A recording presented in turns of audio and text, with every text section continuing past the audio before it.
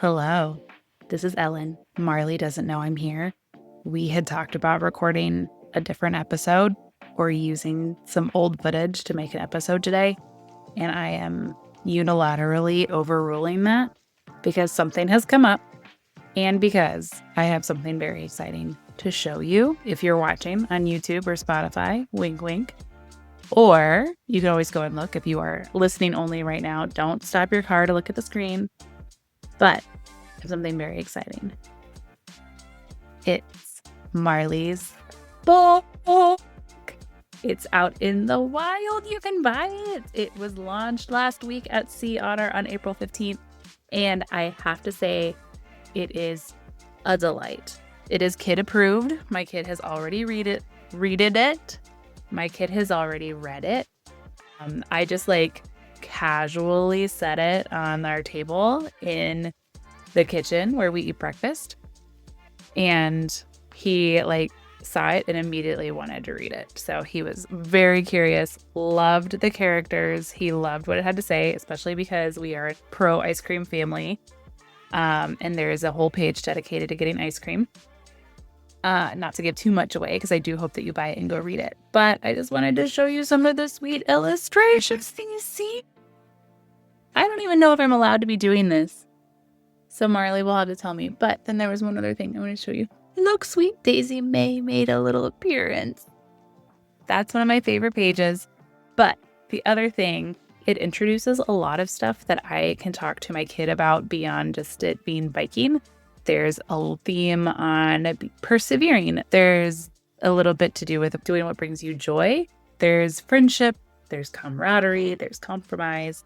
There's showing people grace. There's just wonderful things. So if you haven't already, even though we've been talking to you about it for weeks now, please consider going to buy it or ask your library to buy a copy so that you can read it. But this does bring me to the second thing that I'm here to talk to you about, which has come up in the last week, at least has come onto my radar in the last week. Today, the day that this episode is being released, is April 21st, and it is a day of national action for bike infrastructure. And if this is news to you, that is not surprising to me.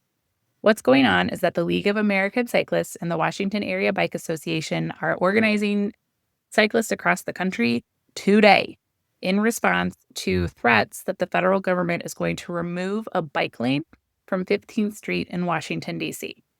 Marley actually talked a little bit about this when she was at Bike Summit. She led a protest ride along the 15th Street bike lane.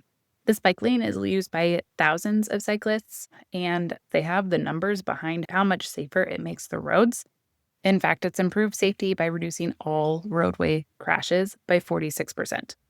Not exactly something that the current administration would care to admit, though, because the Secretary of Transportation, Sean Duffy, has said that the federal government just shouldn't be funding bike lanes. And in fact, top members of Congress who are writing the next transportation bill have said that the next 5 years of federal funding won't include biking and walking projects. Literally saying we need to have more room for cars and we need to prioritize cars and not prioritize cycling and walking as parts of transportation, which we all know not actually acceptable. The other thing, though, is that this administration is pretty unprecedented. We don't actually understand what they would do. And this is one of our opportunities to push back and say, well, whatever you are going to do, we are not going to be quiet about it. So even though that is happening in Washington, D.C., it likely will affect you wherever it is that you are listening across the country.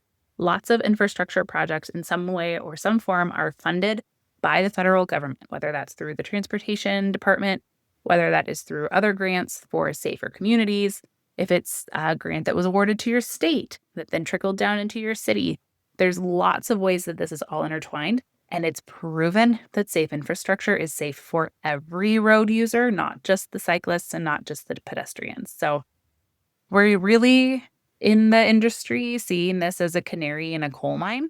This is something where we will see exactly how far the administration will take this. And if we don't push back, they'll see that action as well. So even though it's in DC, and I'm probably, for the moment, not going to ride the 15th Street bike lane, it could affect the bike lanes and the trail systems and any other Vision Zero project or infrastructure that might be happening in my city. And this is where it all intersects with All Bodies on Bikes, because we built our brand on being inclusive to all of the riders. And getting someone to start cycling means they need to feel comfortable doing it. Comfort comes from safety and feeling like you are not going to get run over by a giant truck while you're on your bike for the first time, perhaps in years. For my work with family cycling, I almost exclusively use protected cycling infrastructure and trail systems because a kid is not going to ride their bike if they're not comfortable, and the parents for sure aren't going to let them ride if it's not safe. Everybody needs these spaces to learn, to feel comfortable, and to feel like they can get into cycling and do more of it. So today and all week is a moment when we can all take some collective action. The League and WABA are asking for 3 ways for you to participate. One is to ride your bike. I think that you can all do that.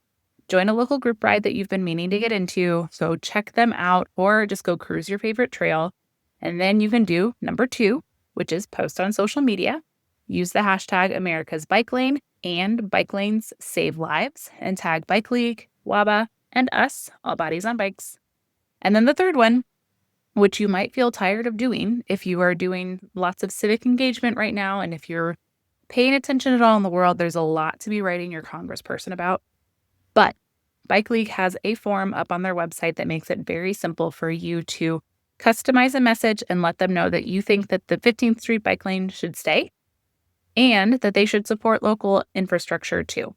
Point out what your favorite infrastructure is in your city. Let them know how much more it helps you ride.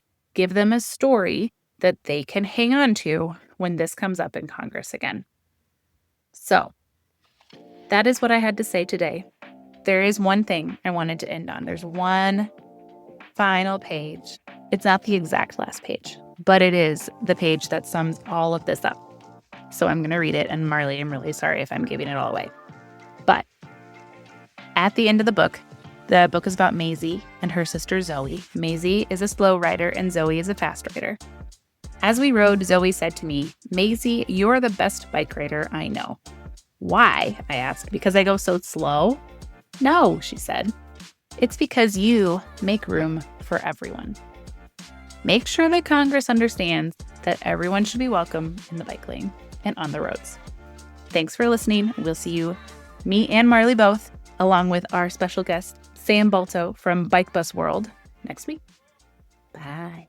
Today's episode of the All Bodies on Bikes podcast is brought to you by BikeTiresDirect.com with a huge selection of inventory from tires to clothing, hydration, nutrition, basically anything you need for cycling. BikeTiresDirect.com is your go-to. Use the code ALLBODS, that's ALLBODS, all capital letters, for a 10% discount. And 6% of that comes back to All Bodies on Bikes. So you're getting a discount and the organization is getting supported. Thank you so much to Bike Tires Direct for your support.